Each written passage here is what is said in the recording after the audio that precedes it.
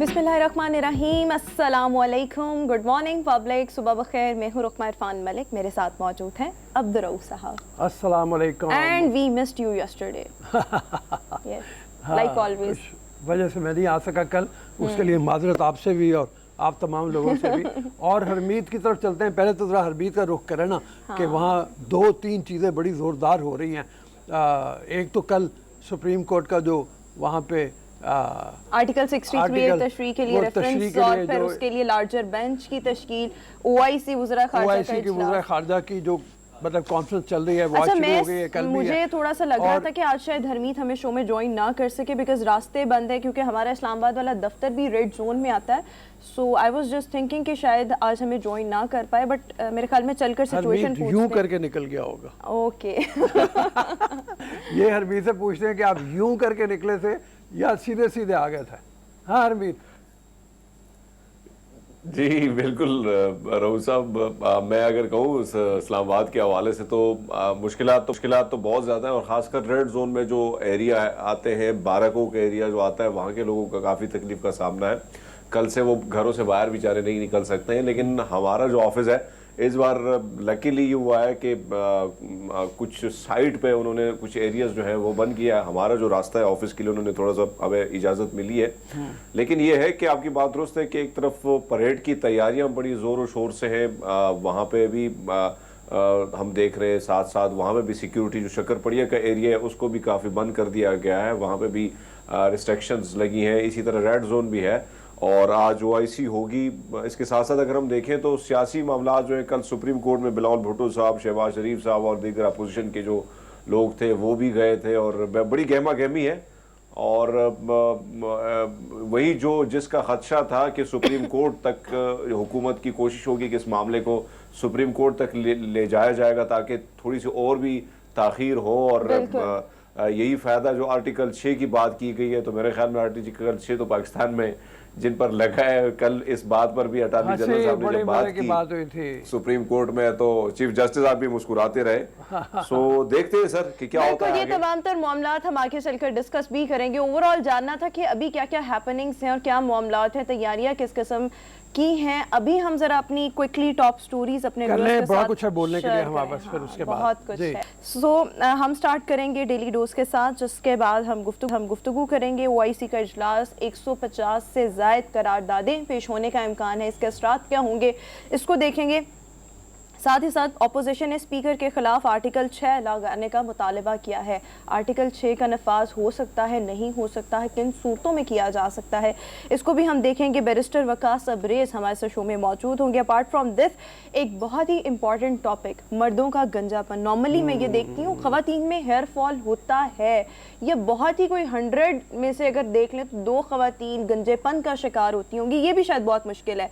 Hair fall बहुत ज़्यादा होता है, बट मर्दों में गंजापन बहुत ज़्यादा होता है। हेयर फॉल तो होता ही होता है, बट गंजापन बहुत ज़्यादा होता है। तो इसके क्या रीजंस हैं, और इसको फिर ऑब्वियसली आप स्टार्ट से किस तरह से कंट्रोल कर सकते हैं, आपको किन चीज़ों का इस्तेमाल करना चाहिए, किस किस्म के प्रोडक्ट्स का इस्तेमाल करना चाहिए, इन तमाम तर चीज़ों को देखेंगे। साथ ही साथ बलूचिस्तान का रुख करेंगे, जहाँ पर यंगस्टर्स को इंडिपेंडेंट बनाने के लिए एक स्टेप उठाया गया है जिसको सुनहरी कदम कहा जा रहा है। उसमें क्या क्या चीज़ें आती हैं वो भी आपके सामने रखेंगे, और साथ ही साथ हमारे पास कुछ खुसूसी पैकेजेस और रिपोर्ट्स भी शो का हिस्सा होंगी। सबसे पहले हमारी अवेयरनेस कैंपेन जो कि ज़ख़ीरा अंदोज़ी के ख़िलाफ़ है, कि इस रमज़ान कुछ ही दिन बाकी रह गए हैं, मेरे ख्याल में अब महज सिर्फ 11 से 12 दिन रह गए हैं। मोस्ट लाइकली 3 अप्रैल जो है वो पहला रोज़ा होगा। सो इस रमज़ान आपने अपने रोज़े अच्छे बनाने, अपनी दुनिया संवारनी है, अपनी आखिरत संवारनी है, लोगों के लिए आसानियाँ पैदा करनी है, और नाजायज़ मुनाफाखोरी और ज़ख़ीरा अंदोज़ी से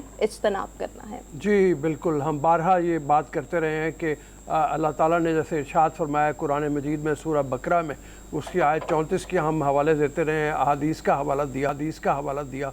हम लोगों ने यहाँ पे गुफ्तगू में बार बार रिमाइंड करवाते हैं ताकि जो सुनने वाले हैं उनको अगर भूल भी जाए इस मैसेज को तो पैगाम को याद रखें।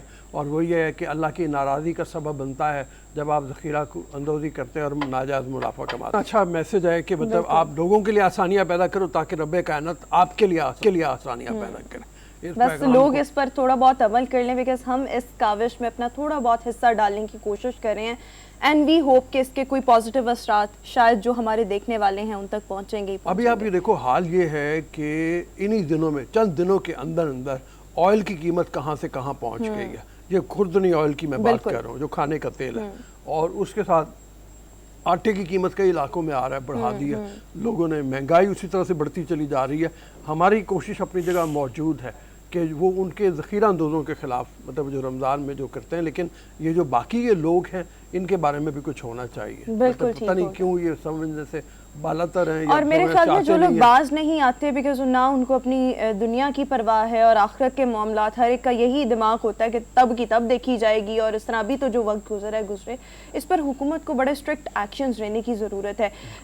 जिस तरह से क्वालिटी चेक करने के लिए रमज़ान से पहले कुछ ना कुछ जो रमज़ान बाजार लगते हैं या कहीं ना कहीं पंजाब फूड अथॉरिटी, अगर हम पंजाब की बात करें, हरकत में आती है, बट क्वालिटी जहाँ चेक की जाती है वहाँ पर प्राइस मॉनिटरिंग कमेटीज़ को भी अपना काम जो है वो प्रॉपरली सर अंजाम देना चाहिए। काम ऑलरेडी हो रहे होते हैं बट उस तरह से स्ट्रिक्ट एक्शंस नहीं लिए जाते और कुछ ले दे की बुनियाद पर भी अक्सर मामला जो है वो वहाँ पर ही हल कर लिए जाते हैं। तो मेरे ख्याल में हुकूमत को भी बड़े स्ट्रिक्ट एक्शंस यहाँ पर लेने की ज़रूरत है। आप कुछ कहना चाह रहे हैं? मैं कहना लगा था, मैंने कहा हरमीत का ताल्लुक जहाँ से है इस्लामाबाद से ख़ास तौर पे, वहाँ तो चीज़ें और ज़रा महंगी होती हैं। बाकी मुल्क की निस्बत देखा जाए वहाँ प्राइसेस ज़्यादा महंगी हैं।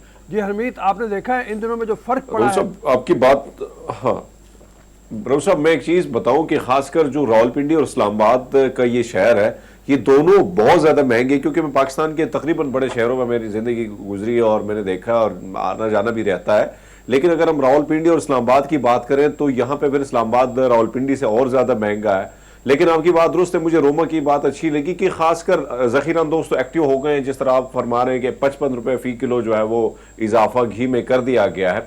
ऐसे तमाम तरह चीज़ें जो हैं, जैसे जैसे रमज़ान आएगा तो ये लोग माफिया एक्टिव हो जाएगा। लेकिन जो एडमिनिस्ट्रेशन है, जो नीचे लोग बैठे हुए, जो असिस्टेंट कमिश्नर है या दीगर जो इंतजामिया है, अगर वो चेक एंड बैलेंस रखे तो कुछ चीज़ें जो है वो कंट्रोल हो सकती है। लेकिन अनफॉर्चुनेटली वो उसी तरह काम वो भी नहीं करते।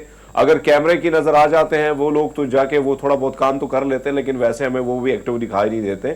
कोशिश उनकी तरफ से भी होनी चाहिए कि जिला इंतजामिया जो है अगर वो एक्टिव रहे तो बहुत सारी चीजों पर काबू पाया जा सकता है। बिल्कुल ठीक आपने बात की है, आपका भी ओपिनियन यहाँ पर बिल्कुल ठीक है। अभी हम शो में आगे बढ़ेंगे और अपने डेली डोज की तरफ आएंगे, और डोज में हमारे पास जो आज सबसे पहली स्टोरी है वो आप सब सुनकर हैरान होंगे बिकॉज एक तो ये रिवाज बहुत कम पाया जाता है पूरी दुनिया में कि एक जो वाइफ है वो अपने हस्बैंड को कोई गिफ्ट देती हैं, बट कोई बहुत भारी भरकम गिफ्ट देना तो ऐसा बहुत कम होता है। नॉर्मली ख़वातीन की एक्सपेक्टेशंस यही होती हैं, ख्वाह वो किसी भी मुल्क से ताल्लुक उनका हो, किसी भी रंग नस्ल से हो, कि हमें हमारा हस्बैंड दे, और वो रिसीविंग एंड पर होती हैं। सो मलेशिया के खातून जिन्होंने अपने हस्बैंड को लैम्बोर्गिनी गिफ्ट की, जो कि करोड़ों की गाड़ी है, और उसकी रीज़न देने की ये थी कि जब वो अपनी प्रेगनेंसी के दौरान उनके हस्बैंड ने उनका बड़ा साथ दिया, रातों को उनके साथ जागे, फिर जब बच्चा पैदा हुआ सो उसकी भी टेक केयर प्रॉपर अंदाज में की, उसको डायपर्स चेंज करना, और इन तमाम चीज़ों से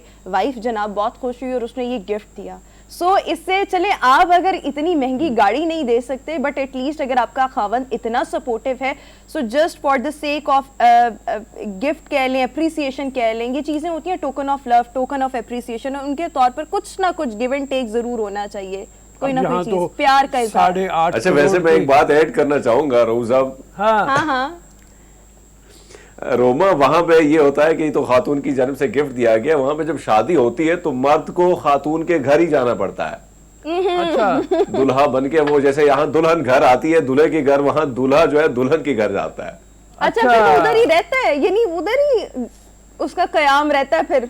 एग्जैक्टली, बिल्कुल। ये स्क्रीन पर देखो, ये लंबरगिनी दिखाई जा रही है। लंबरगिनी इटली की कार है और दुनिया की महंगी तरीन गाड़ियों में इसका शुमार होता है। 8.5 करोड़ रुपए इसकी कीमत पाकिस्तानी करेंसी में बनती है। इसमें सबसे बड़ी बात यह है कि वो जैसे कहते हैं ना, ताजमहल बनाया था क्योंकि वो ताजमहल बनवा सकता था, अगर ना बनवा सकता होता तो आम सी कोई चीज़ देता। यहाँ पे ये खातून दे सकती होगी लंबरगिनी, ज़ाहिर उसके बाद पैसा इतना ज़्यादा होगा जो उसने दिया। रोमा की बात यहाँ पे बिल्कुल ठीक है कि अगर वो नहीं तो एप्रिसिएशन के टोकन के तौर पे कोई ना कोई चीज़ ऐसी ज़रूर करें। मैं सच्ची बात बताऊँ, मतलब मैं इस मामले में बड़ा बुरा हूँ। मैं उस ज़माने में जॉब बहुत ज़ोरदार मेरी थी, 2 जॉब्स कर रहा था। सही। और जिस ज़माने में हमारा बेबी पैदा हुआ था तो मैंने अपनी बीवी को कहा था कि बड़ी मेहरबानी, मैं रातें मुझे तुम जगाना ना। तो उस बेचारे ने बड़ी मेहनत की, मतलब मुझे रातें नहीं जगाया। सर ये आपकी बात नहीं है, ये हर पाकिस्तानी मर्द कमोबेश ऐसा ही होता है। आपकी तो चले 2 जॉब्स थी, जिनकी कोई जॉब नहीं होती वो भी हेल्प नहीं करते, ऐसे होता है। बट खैर आजकल का वक्त हरमीत, जिस तरह से आप भी शायद इस चीज़ से अग्री करें, वैसे बहुत बदल रहा है। मैंने अपने फैमिली में, अपने सराउंडिंग्स में बहुत से ऐसे लड़के, यंगस्टर्स जिनकी अभी रिसेंट शादियां हुई हैं, वो बड़े सपोर्टिव हैं टुवर्ड्स देयर वाइफ, प्रोटेक्टिव भी हैं, घर वालों को कोई बात भी नहीं करने देते, नाजायज़ बात कोई भी। फैमिलीज़ में 100 बातें हो जाती हैं। प्लस वो बच्चों के हवाले से भी बहुत ज़्यादा कॉन्शियस रहते हैं, अपनी बीवी को बहुत सपोर्ट करते हैं। मेरे ख्याल में ये अच्छी चीज़ें होती हैं। बट हमें इस स्टोरी से ये मैसेज मैं अपने व्यूअर्स को भी देना चाहूँगी कि कुछ ना कुछ खावंद और बीवी को आपस में तोहफे तहाइफ के तौर पर देना चाहिए। ज़रूरी नहीं कि आप बहुत ही कोई कीमती और एक्सपेंसिव गिफ्ट दें, नहीं, पर कुछ ना कुछ होना चाहिए। और ये चीज़ें दिलों में बहुत ज़्यादा प्यार और मोहब्बत और रिस्पेक्ट को दुगना चुगना करती हैं। इस्लामी रवायात भी हैं तोहफे तहाइफ देना, तो वो बात मैं आपकी बिल्कुल 100% एग्री करता हूँ। तोहफे देते रहना चाहिए। और मियाँ बीवी भी आपस में ये ना समझे कि मेरा ताल्लुक है, रिश्ता है, पक्का है, ये कौन सा टूट जाना है। आमतौर पे वहाँ पे भी दें। आप चाहे रोज़ यानी का एक फूल जो है रोज़ का, वही ला के दे दें, वो भी बहुत बड़ी बात हो जाती है अगर आप नहीं अफोर्ड करते तो। बिल्कुल ठीक। इसी मैसेज के साथ अभी हम अपनी अगली स्टोरी की तरफ आएंगे। सिब्बी का रुख करेंगे, जहां पर एक रिटायर्ड ऑफिसर है और उनका जो घर है वो एक बड़ा डिफरेंट किस्म का म्यूज़ियम है। डिफरेंट किस्म का म्यूज़ियम इस तरह से है कि यहाँ पर 7000 साल पुराने मेहरगढ़ के नवादरात मौजूद हैं। हर एक का अपना एक शौक होता है, और कुछ लोगों का ये शौक होता है कि वो पुरानी चीज़ें, कदीम ज़माना कदीम की चीज़ें, उनको इकट्ठा करें और अपने पास महफूज करें। सो इन ऑफिसर की भी कहानी कुछ ऐसी ही है। रिटायर्ड हुए हैं डीजी लाइफ स्टॉक के ओहदे से। मेहरगढ़ बड़ी पुरानी तहजीब। हमने बहुत सारे वैसे लोग देखे रऊफ साहब के। मुझे एक शख्स याद है, मेरे उससे मुलाकात हुई तो वो पुराने जो सिक्के थे कौन कौन से ज़माने के उसने जमा किए थे, और मैं हैरान था कि उसमें हज़ारों साल की चीज़ें भी उसने जमा की थी।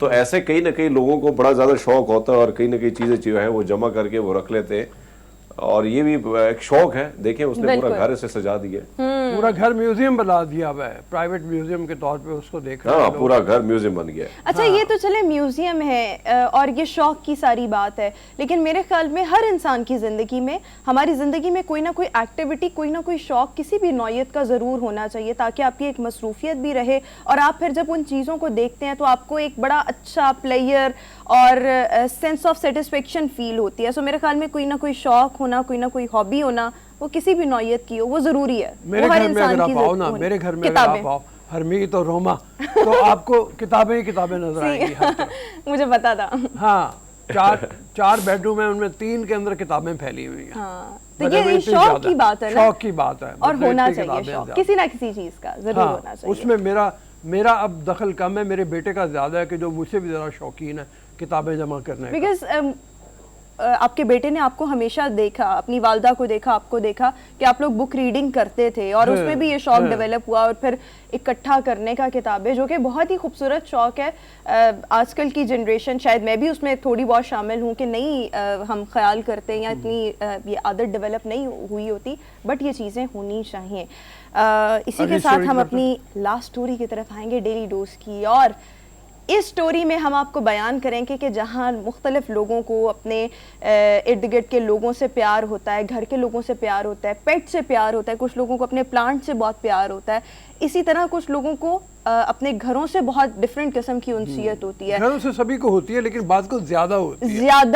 ज्यादा इस तरह से होती है कि अगर जैसे मुझे आज कोई कहे यहाँ से घर कहीं और शिफ्ट कर लो, तो मुझे अगर बेहतर ऑप्शन मिलेगी तो मैं कर लूंगी। हाँ। बाज लोग नहीं करते, खासतौर पे अगर पैसों की बहुत अच्छी ऑफर आ रही हो तो डेफिनेटली आजकल का दौर ही ऐसा है। बट ये स्टोरी इस हवाले से कि 84 इयर्स की खातून, इनका एक घर था, डेवलपर ने इनसे रब्ता किया कि हम आपको करोड़ों डॉलर्स देंगे, हमें ये घर दे दें, हमने यहाँ शॉपिंग प्लाजा बनाना है। बट खातून ने इनकार कर दिया। उसके बाद दोबारा ऑफर की गई पैसे बढ़ाकर, तब भी इनकार किया।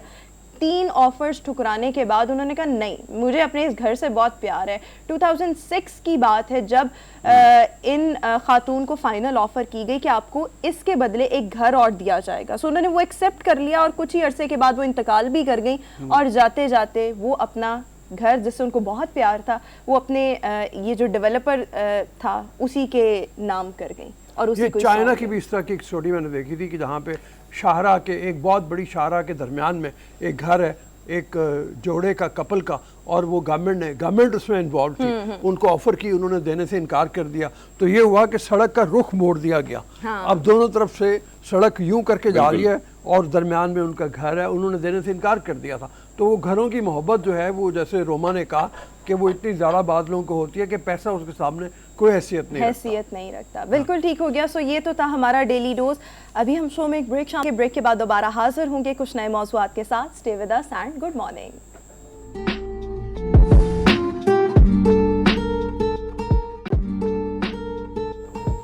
ब्रेक के बाद एक बार फिर से गुड मॉर्निंग पब्लिक में आपको खुशामदीद कहेंगे। पाकिस्तान की मेज़बानी में OIC वज़रा ख़ारजा इजलास पार्लियामेंट हाउस इस्लामाबाद में आज से शुरू होगा।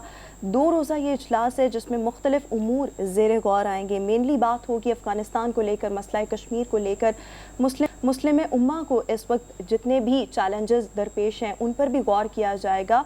और इम्कानात ये हैं कि 150 से ज़ायद करारदादें जो हैं वो पेश की जाएंगी। इम्पॉर्टेंस क्या है इसकी, इस वक्त हमारे साथ सीनियर तज्ज़ियाकार इम्तियाज़ गुल साहब हमें शो में ज्वाइन करें। Sir thank you so much, welcome to good morning public.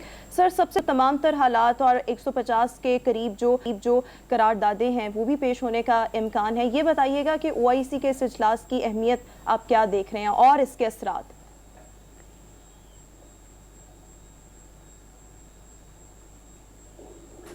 Signal कोई गड़बड़ हो रहा है आपके स्टूडियो में। देखिए इससे पहले तो आप सबको सलाम, शुक्रिया कि आपने मुझे दोबारा ज़हमत दी है। इजलास देखिए पाकिस्तान के लिए तो इस लिहाज से अहम है कि अगरचे OIC की अपनी बैनुल-अक़वामी सतह पे कोई सियासी अहमियत इतनी ज़्यादा नहीं है, लेकिन यह हमें ज़हन में रखना चाहिए कि OIC अक़वाम मुत्तहिदा के बाद दूसरा बड़ा ग्रुप है, दूसरा बड़ा बैनुल-अक़वामी ग्रुप है। उसमें फिर ऐसे ममालिक भी शामिल हैं जैसे सऊदी अरब है जो मगरिब के बहुत करीब हैं, जो G20 के रुकन हैं, तुर्की शामिल है उसमें। तो इसकी वजह से, और इन तमाम ममालिक के वज़राए ख़ारजा भी मौजूद हैं इसमें, अब चीन के वज़ीर ख़ारजा भी आ गए हैं। तो इस लिहाज से उसकी जो अहमियत है वो मैं समझता हूँ काफ़ी बन जाती है रेलेवेंट, और ख़ास तौर पे जब मसला अफ़गानिस्तान का हो, क्योंकि हमारी तो किस्मत में अफगानिस्तान लिख दिया गया है, जोग्राफिया हमारा चूंकि जुड़ा हुआ है उससे कोई फरार नहीं है। तो उसी वजह से दुनिया बार बार फिर वापस हमारी तरफ आती है। तो इसको बस अफसोस ये है कि इस मसले को आज तक, इससे पहले तक सही मुनासिब लेवरेज के तौर पे इस्तेमाल नहीं किया गया है। हमारी पॉलिसियाँ बड़ी शॉर्ट टर्म रही हैं। तब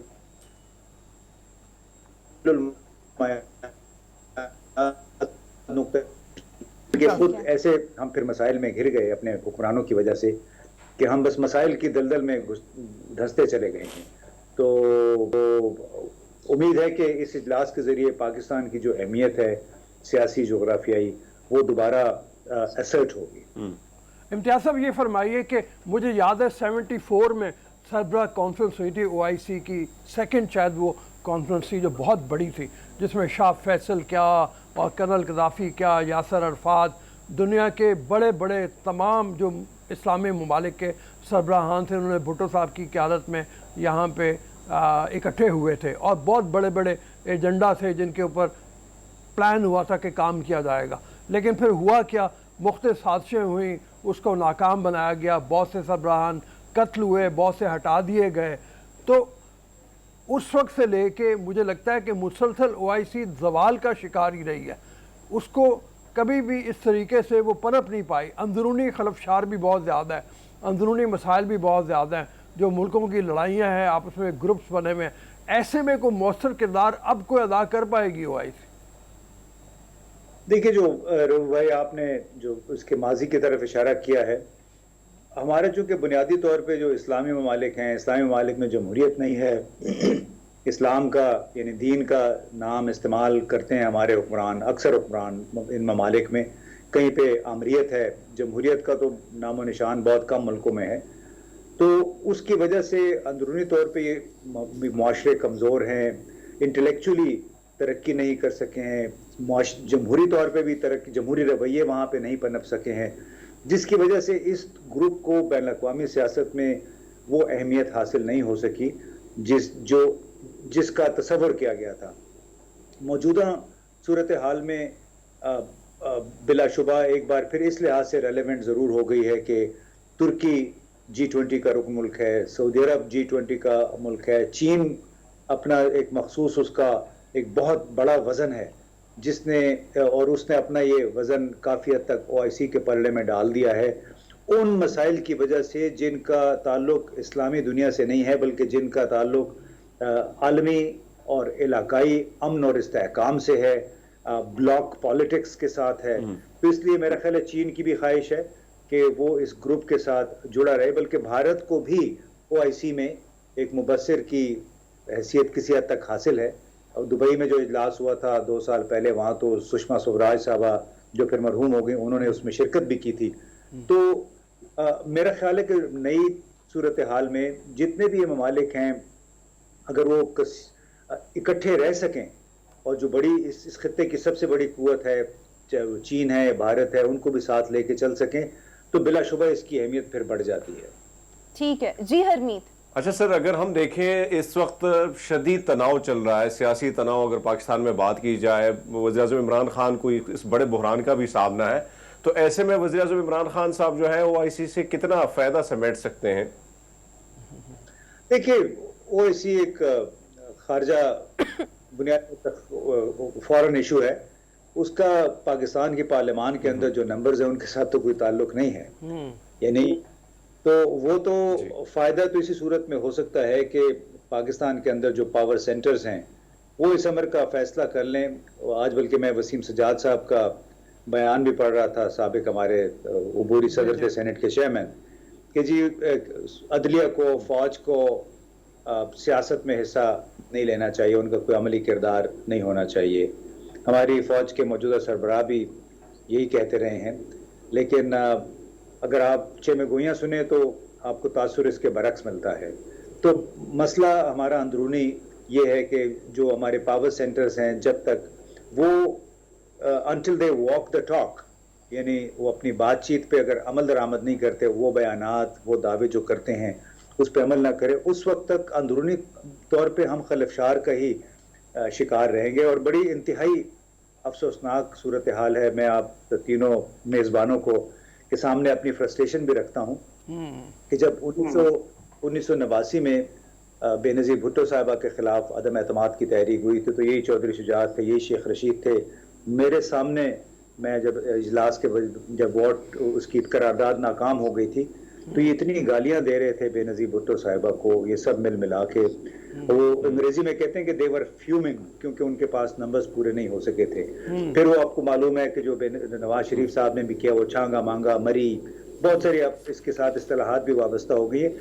तो बतौर पाकिस्तानी मेरा ये ख्याल था कि पाकिस्तान उस दौर से निकल आया है, लेकिन अभी जब यूसुफ रज़ा गिलानी साहब ने इनकार किया कि सिंध हाउस में कोई नहीं है, उसके बाद 12-13 चैनल्स के कैमरे और बड़े बड़े एंकर्स वहाँ पे पहुँच गए और उन PTI के मुनहरिफ लोगों के इंटरव्यू भी आप सब लोगों ने देख लिए। तो वो हमारे गैर मुल्की कुछ दोस्त हैं जो यहाँ क़याम पजीर हैं, उन्होंने कहा कि ये ख़वातीन सिंध हाउस में बैठ के जो नमाजें पढ़ रही हैं PTI की है, ये किस मुँह से लोगों के सामने जाएंगे? क्या इनका कोई ज़मीर नहीं है कि भाई आपने PTI को वोट नहीं देना ना दे, लेकिन ये क्या तरीका हो कि आप सिंध हाउस में जाके बैठ गए, गोया बाहर गोलियां चल रही हैं और आपको अगवा करके ले जाएगा। तो इस एक वाक़े ने, सिंध हाउस के वाक़े ने हमें कहीं का नहीं छोड़ा। पाकिस्तानी तो पहले बदनाम थे, इसने और बदनाम किया कि यहाँ तो किसी का दीन ईमान ही नहीं है। तो वो जो बात थी धर्मित आपने की कि ये क्या, इससे क्या इमरान खान फायदा उठाएगा? इम्तियाज़ गुल साहब, इसी से रिलेटेड आपसे सवाल करना चाहूंगा, अगर ऐसा हो जाए कि आदम एतमाद कामयाब हो जाए तो क्या ये अखलाकी फतह होगी? इससे पाकिस्तान का क्या फायदा हुआ है, हमें ये सोचना चाहिए। बिल्कुल ठीक हो गया। इम्तियाज साहब साथ ही रहिएगा। हरमीत कोई सवाल करना चाह रहे हैं? जी हरमीत, अब कीजिएगा सवाल। जी इम्तियाज़ गुल साहब, इसी से रिलेटेड जो सिंध हाउस की आपने मिसाल दी, तो आपसे यही पूछना चाह रहा हूँ कि आदम एतमाद अगर कामयाब हो जाती है और अपोजिशन को कामयाबी मिलती है, तो क्या ये एक अखलाकी फतह होगी अपोजिशन की? देखिए, अदम एतमाद उनका हक है, हर जमहूरी पार्टी का जो कि पार्लियामान में मौजूद, उनका हक है। इसमें हमें ये सोचना चाहिए कि जिस अंदाज में जिसके लिए जो तरीक़ाकार इख्तियार किया गया है, क्या वो दुरुस्त है, इखलाकी तौर पे दुरुस्त है क्या? और इसमें अफसोस की बात यह है कि हम 8 मार्च के बाद से यही ज़ेर बहस है कि इमरान खान रहेगा या नहीं रहेगा, ये तहरीक कामयाब होगी या नाकाम होगी। हम ये नहीं सोच रहे कि इसमें अखलाकियात, अक़दार, उसूल की कोई फतह होगी, पाकिस्तान की फतह होगी, इसमें पाकिस्तान को इससे क्या मिलेगा। हमें ये सोचना चाहिए कि उसके लिए जो तरीक़ाकार इख्तियार किया गया है, क्या वो मुनासिब है, आज के दौर के साथ वो मुताबिकत रखता है। दुनिया भर में क्या इस तरह होता है, जहाँ भी जिसको हम कहते हैं मुहज़्ज़ब मुआशरे, अब पता नहीं हमारा मुआशरा मुहज़्ज़ब है या नहीं है, लेकिन हमें, मेरा ख्याल है, हम सबको बतौर पाकिस्तानी ये सोचना चाहिए कि आप पार्लियामेंट के अंदर जो मर्जी जाके करें, लेकिन उसके फिर कॉन्सिक्वेंसेस जाहिर है आपके पास हैं, लेकिन किसी को महज डीसीट करने के लिए आप ये भावताव शुरू कर देते हैं, लोगों को छुपाना शुरू कर देते हैं। ये इंतहाई, मैं बतौर पाकिस्तानी यकीन कीजिए इंतहाई मायूस हुआ हूँ इससे। ठीक है, बहुत शुक्रिया सीनियर इम्तियाज़ गुल साहब हमारे साथ शो में मौजूद थे। सर, आप कोई कमेंट? बिल्कुल ठीक है। अभी बहुत सा ऐसे पहलू हैं जो सामने आने हैं, बहुत कुछ होने वाला है, और वो जो होने वाला है वो पसे पर्दा भी बहुत कुछ हो रहा है। तो मैं तो खुद मुंतज़र बैठा हुआ हूँ कि अगले 4-5 दिन में क्या होगा। एक तरफ 24 से सुप्रीम कोर्ट ने जो अपना इजलास बुलाया हुआ है जिसमें वो फैसला करेंगे, लार्जर बेंच रादर, उसके सामने सुनवाई होगी, कार्रवाई होगी, वहाँ पे देखा जाएगा। और फिर 25 को इजलास भी है, कौमी असेंबली का इजलास है। और तो फिर उसके बाद इस दौरान और इससे पहले और इसके बाद जो जोड़-तोड़ की सियासत है वो पूरे अपने अरूज पर है, और फिर जलसे भी हैं, हैपनिंग्स बहुत ज़्यादा हैं। और बिल्कुल ठीक आपने फरमाया, ये बात तो हम काफ़ी दिन से कह भी रहे हैं कि बहुत से ऐसे सवालात हैं जिनके जवाबात हमें with the passage of time Aahista Aahista मिलेंगे और चीज़ें जो हैं वो क्लियर होती जाएंगी। अभी हम शो में एक ब्रेक शामिल करेंगे, ब्रेक के बाद दोबारा हाजिर होंगे। ब्रेक के बाद एक बार फिर से गुड मॉर्निंग पब्लिक में आपको खुशामदीद कहेंगे। सियासी गहमा गहमी अपने अरूज पर है। हमने देखा कि गुज़श्ता रोज़ हुकूमत ने 63A की तशरीह के लिए सुप्रीम कोर्ट से रुजू किया, जिसके बाद लार्जर बेंच तश्कील दिया गया। अपार्ट फ्राम दिस, अपोजिशन की जानिब से अब ये मुतालबा किया जा रहा है कि स्पीकर कौमी असम्बली पर आइन के आर्टिकल 6 का नफाज किया जाए, बिकॉज स्पीकर जो हैं वो आइन शिकनी के मुर्तकिब हुए हैं और मुकर्ररा मुद्दत में कौमी असम्बली का इजलास तलब नहीं किया गया। अब किन किन सूरतों में आइन के आर्टिकल 6 का नफाज हो सकता है, इस पर गुफ्तगू करने के लिए बैरिस्टर वकास अब्रेज इस वक्त हमें शो में ज्वाइन करें। Waqas, thank you so much, welcome to our show. Waqas, सबसे पहले यही बताइएगा कि आइन का आर्टिकल 6 कहता क्या है और किन किन सूरतों में इसका नफाज किसी भी इंडिविजुअल पर या हुकूमती ओहदा रखने वाले पर या लीडर ऑफ दी हाउस पर किया जा सकता है। देखिए रुमा, जो आर्टिकल 6 आइन है पाकिस्तान का, that is crystal in this regard, जो ये कहता है कि कोई भी शख्स जो आइन को मनसूख करता है, सबोताज करता है, मुअत्तल करता है या ज़ेर इल्तवाक रखता है, ये 4 वर्ड्स यूज किए गए हैं जिसे अंग्रेजी में सस्पेंड, सबवर्ट्स, एब्रोगेट्स या हेल्ड ऑन बेल्स के नाम से मनसूख किया जाता है। अगर ये 4 एक्ट्स किए जाते हैं, that would call the act of high treason, जिसे गद्दारी का नाम दिया गया है इन्हें पाकिस्तान के आर्टिकल 6 के तहत। इसके अलावा हमारी सियासत में ज़ुबान ज़द आम में हर शख्स के हर इल्लीगल एक्ट को आइन तोड़ने से मासूम किया जाता है या उससे तरजीह दी जाती है या उसके मुतरादिफ करार दिया जाता है। That is illegal, that is unlawful, क्योंकि आइन का आर्टिकल 6 इस तनाजुर में बड़ा क्लियर है। इवन के गुज़िश्ता रोज़ जो कि सुप्रीम कोर्ट ऑफ पाकिस्तान के अंदर एक पटिशन फाइल की गई जिसमें शहबाज शरीफ साहब, आसिफ अली जरदारी और मौलाना फजलुर रहमान भी मौजूद थे, उसमें फ़रूक एच नाइक की तरफ से ये दलाइल दिए गए कि स्पीकर की तरफ से जो है वो आइन शिकनी की गई है और इस पे आर्टिकल 6 का मुकदमा चलाया जाना चाहिए, जिसमें चीफ जस्टिस ऑफ पाकिस्तान मुस्कुराए और बिलाशुबा वो ये कहना चाहते थे कि आर्टिकल 6 जो है वो किसी भी सूरत में ऐसे हालात के अंदर जो है वो इन्फोर्स नहीं किया जा सकता, क्योंकि उसकी जो लैंग्वेज है, जो उसकी वर्डिंग है वो बड़ी क्लियर है, उसकी इंटेंशन बड़ी क्लियर है। लिहाजा ये जितने भी एक्ट्स किए जाते हैं ये अनलॉफुल हो सकते हैं, ये इलीगल हो सकते हैं, इसमें लिमिटेशन ऑफ टाइम का कोई जिक्र हो सकता है, लेकिन ये किसी भी सूरत में हाई ट्रीजन के ज़िम्रे में नहीं आते, ये किसी भी सूरत में गद्दारी के ज़िम्रे में नहीं आते, क्योंकि गद्दारी का जो जुर्म है वो आइन को तोड़ना है, वो आइन को मुअत्तल करना है, सबोताज करना है, ये ज़ेर इल्तवा रखना है। जिस तरह 56 का आइन तोड़ा गया, जिस तरह 62 का आइन तोड़ा गया और फिर 73 के आइन में इसलिए आर्टिकल 6 रखा गया कि अब अगर कोई शख्स आइन के साथ छेड़छानी करेगा, तोड़ेगा, मुअत्तल रखेगा, ये ज़ेर इल्तवा रखेगा, तो उसके खिलाफ जो हाई ट्रीज़न का मुकदमा चलाया जाएगा। जिस तरह 3 नवंबर 2007 को जो इमरजेंसी इन्फोर्स की गई थी और आइन को इल्तवा में रख दिया गया था, हेल्ड इन अबेयंस किया गया था, तो उस पे परवेज़ मुशर्रफ के अगेंस्ट जो है वो हाई ट्रीज़न का मुकदमा चलाया गया, जिसमें उनको सज़ाए मौत भी दे दी गई और बाद में उस सज़ाए मौत को स्ट्राइक डाउन भी कर दिया गया। लिहाजा जो आर्टिकल 6 है, that is crystal in this regard, कोई भी आम एक एक्ट या इल्लीगल या अनलॉफुल एक्ट जो है उसको किसी भी सूरत में आर्टिकल 6 के ज़िम्मे में नहीं लिया जा सकता। अच्छा वकास, वैसे तो अपोजिशन ने कहने को प्राइम मिनिस्टर का नाम भी दिया हुआ है कि प्राइम मिनिस्टर के खिलाफ भी कार्रवाई होनी चाहिए इसी एक्ट के तहत। तो आपने जैसे कहा कि ये नहीं हो सकता, चूँकि बुनियादी तौर पे एक तो वजह क्या ये है कि OIC की कॉन्फ्रेंस होनी है और 21 तारीख से जो असेंबली हॉल है वो सारे का सारा वजारत ख़ारजा के पास चला गया हुआ है, उसका कंट्रोल उसके पास है। और उसके अलावा भी जो डिलेड है 14 दिन का, जिसके बारे में था कि 14 दिन के अंदर अंदर इजलास बुलाने का पाबंद है स्पीकर, उसने नहीं बुलाया। उसके अलावा भी कोई और वजह हो सकती है या इसको ऐसे ही लिया जाएगा कि भाई इतने सख्त एक्ट का निफाद ना ही किया जाए तो बेहतर है?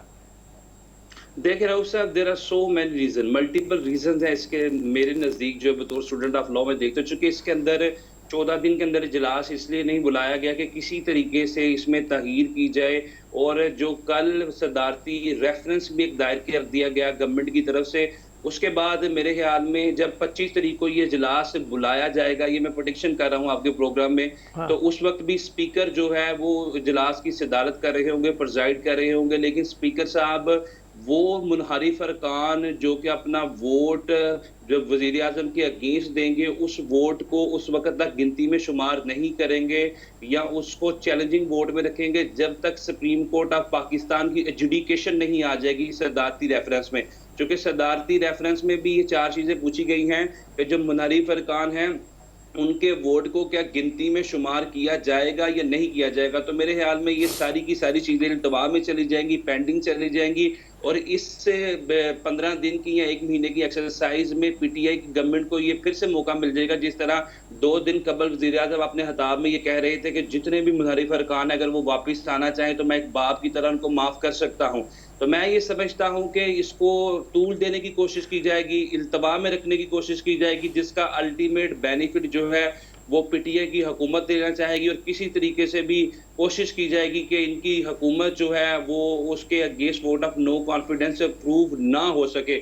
सो for as my point of view is concern, मैं ये समझता हूँ कि ये जो 25 तारीख की कार्रवाई है ये इसलिए की गई, एक तो 2 दिन तहीर कर दी गई, और कल जो सदारती रेफरेंस इस ज़िम्मन में दायर कर दिया गया, ये सारी की सारी चीजें इसको प्रोलॉन्ग करने के लिए हैं, इसको तूल देने के लिए हैं। बिल्कुल वही बात जो हम पहले भी कर रहे थे, रऊफ साहब के डिलेइंग टैक्टिक्स जो है वो यूज किए जा रहे हैं। हरमीत का रुख कर लेते हैं, हरमीत का भी सवाल ले लें। जी हरमीत।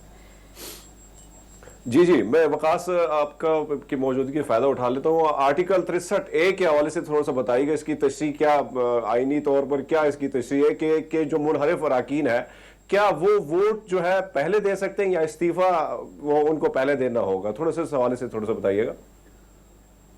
हरमीत, बिल्कुल वो अपना वोट पहले कास्ट कर सकते हैं। आइन का article 63A that is very much clear, जो ये कहता है कि कोई भी मुनहरिफ अरकान जो कि पार्टी की लाइन ऑफ एक्शन या पॉलिसी के अगेंस्ट वोट ऑफ कॉन्फिडेंस या वोट ऑफ नो कॉन्फिडेंस या मनी बिल के मौके पे वोट देता है पार्टी की लाइन ऑफ एक्शन को पसे पुश डालकर, तो उसका वोट जो है वो कंसीडर कर लिया जाएगा। क्योंकि इस हवाले से कल जो प्रेसिडेंशियल रेफरेंस फाइल किया गया उसमें 4 क्वेश्चन जो है सुप्रीम कोर्ट ऑफ पाकिस्तान से पूछा गया। एक तो ये कि मुनहरिफ जो रुकन है उसका वोट कंसीडर किया जाएगा। सेकेंडली एंड मोर इम्पोर्टेंटली, अगर वो डी सीट होगा क्या वो सिंगल टाइम के लिए होगा या लाइफ टाइम वो डिसक्वालीफाई हो जाएगा, दोबारा से इलेक्शन नहीं लड़ सकेगा।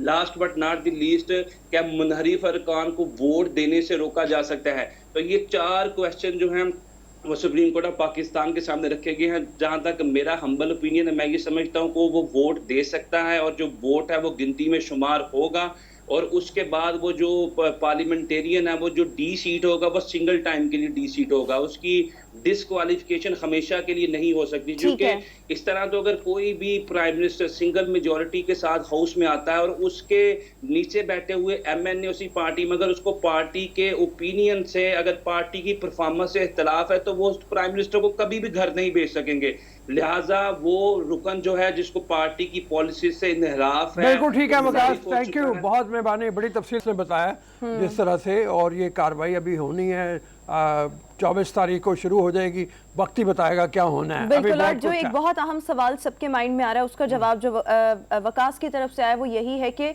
डिस्क्वालिफिकेशन जो है वो ताहयात नहीं हो सकती। अभी हम शो में एक ब्रेक शामिल करेंगे, ब्रेक के बाद दोबारा हाजिर होंगे। Good morning.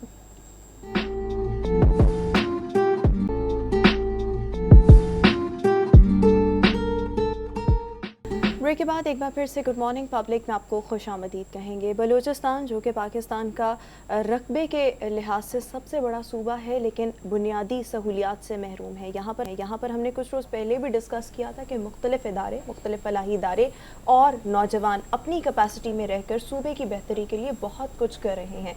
बट नाउ हुकूमत और वर्ल्ड बैंक कोलैबोरेशन के साथ बलूचिस्तान के अवाम उनकी बेहतरी के लिए बहुत कुछ करने का इरादा रखती है। यहाँ के जो नौजवान हैं उनको कर्ज़ दिया जाएगा, और नौजवानों को ये कर्ज़ मिलेगा कैसे, इसके लिए उनको अपना कोई एक बिज़नेस आइडिया फ्लोट करना पड़ेगा, और अगर वो अप्रूव होता है सो कर्ज़ मिलेगा, जिसके बाद जो जॉब अपॉर्चुनिटीज़ हैं और तमाम तर चीज़ें वो सेटल डाउन हो सकेंगी। बट ये प्रोजेक्ट है क्या, किस तरह से काम करेगा, इस वक्त हमारे साथ शो में मौजूद हैं रब नवाज केथरान साहब, प्रोजेक्ट हेड हैं Balochistan livelihood and entrepreneurship project के। Sir thank you so much, welcome to our show. Sir सबसे पहले तो यही कि हुकूमत और वर्ल्ड बैंक की कोलैबोरेशन के साथ नौजवानों को कर्ज दिया जाएगा, जो कि एक बहुत ज़बरदस्त मौका है, सुनहरी मौका है। सबसे पहले आप थोड़ा सा ये बता दें कि ये प्रोजेक्ट है क्या, क्या क्या इसके लिए किया जाएगा, किस नौयत के कर्ज दिए जाएंगे, नौजवानों के किस किस्म के इंटरेस्ट को देखते हुए आप लोगों की जानिब से कर्ज दिया जाएगा। अस्सलाम वालेकुम जी, जैसा कि आपने बताया है कि Balochistan livelihood and entrepreneurship project, इसके हमारे बेसिक तो दो ही कंपोनेंट्स नाम से ही ज़ाहिर हो रहे हैं, लाइवलीहुड एंड एंटरप्रेन्योरशिप। इसमें गवर्नमेंट ऑफ बलूचिस्तान इस प्रोजेक्ट को इम्प्लीमेंट कर रही है और ये वर्ल्ड बैंक फंडेड प्रोजेक्ट है। और जो हम आगे कम्युनिटी में पैसे देंगे वो कर्ज़ नहीं, ग्रांट्स होंगी। तो इसमें हम लोग कर क्या रहे हैं कि हम 3 कंपोनेंट्स हैं हमारे मेन, जिसमें हम लोग फर्स्ट कंपोनेंट है लाइवलीहुड, जिसमें हम अल्ट्रा पुअर जो हमारी कम्युनिटी है, हमारे 8 सेलेक्टेड डिस्ट्रिक्ट्स हैं, जिसमें शेरानी, ज़ोब, किला सैफुल्ला, किला अब्दुल्ला, पिशीन, चागी, नोशकी और मस्तूंग शामिल हैं। ये अफ़गान बॉर्डर, ईरान बॉर्डर को जो हैं बॉर्डर करते हैं हमारे डिस्ट्रिक्ट्स। इनमें हम रूरल कम्युनिटीज़ को फोकस कर रहे हैं, और जो लाइवलीहुड का कंपोनेंट है उसमें हम अल्ट्रा पुअर लोगों को फोकस में रखेंगे। अल्ट्रा पुअर की आइडेंटिफिकेशन हम उसी BISP स्कोर कार्ड जो है उसमें करते हैं, 1 to 9, then 12, then 19। तो उसमें जो हम लोग सेलेक्ट करेंगे उनके हम लाइवलीहुड प्लान्स बनाएंगे। लाइवलीहुड प्लान्स के हिसाब से हम उनको ग्रांट्स देंगे, जिससे उनका लाइवलीहुड का साइकिल चलता रहेगा। ये आप लोग करेंगे? ये हम लोग करेंगे। हम बेनिफिशरीज सेलेक्ट करेंगे, बेनिफिशरी सेलेक्ट करने के बाद उन्हीं के एरिया के हिसाब से हम उनके लाइवलीहुड प्लान बनाएंगे कि वहाँ पे कौन सा ऐसा सेक्टर है जो ज़्यादा बेहतर जिसमें काम किया जा सकता है। That could be livelihood, that could be agriculture और फॉरेस्ट। उसमें हम उनको कुछ ग्रांट्स देंगे जिससे उनका लाइवलीहुड का साइकिल चलेगा और वो उससे आगे की कुछ सोचेंगे। सेकेंड हमारा कंपोनेंट है कैपेसिटी बिल्डिंग का। हम वहाँ की यूथ जो कि पढ़ी लिखी है उन्हीं की क्वालिफ़िकेशन के हिसाब से उनको सेलेक्ट करेंगे, और उसी क्वालिफ़िकेशन के हिसाब से उनको हम डिफरेंट ट्रेड्स में कैपेसिटी बिल्डिंग करेंगे, जिसमें हमारा फोकस है कि हम 60 to 70% लोगों की प्लेसमेंट भी कराएंगे nationally and internationally, depending upon the training जो उनको हम देंगे। थर्ड जो कि हमारा कंपोनेंट है वो एंटरप्रेन्योरशिप का है, जिसमें हम 2 तरह की एक्टिविटीज़ कर रहे होंगे। एक तो वो क्लस्टर और इंडिविजुअल एंटरप्रेन्योर्स होंगे, जिनको हम फाइनेंशियली सपोर्ट भी करेंगे और बिज़नेस प्लान्स भी बना के देंगे। हम 70 to 80% मैचिंग ग्रांट्स की सूरत में उनको सपोर्ट कर रहे होंगे।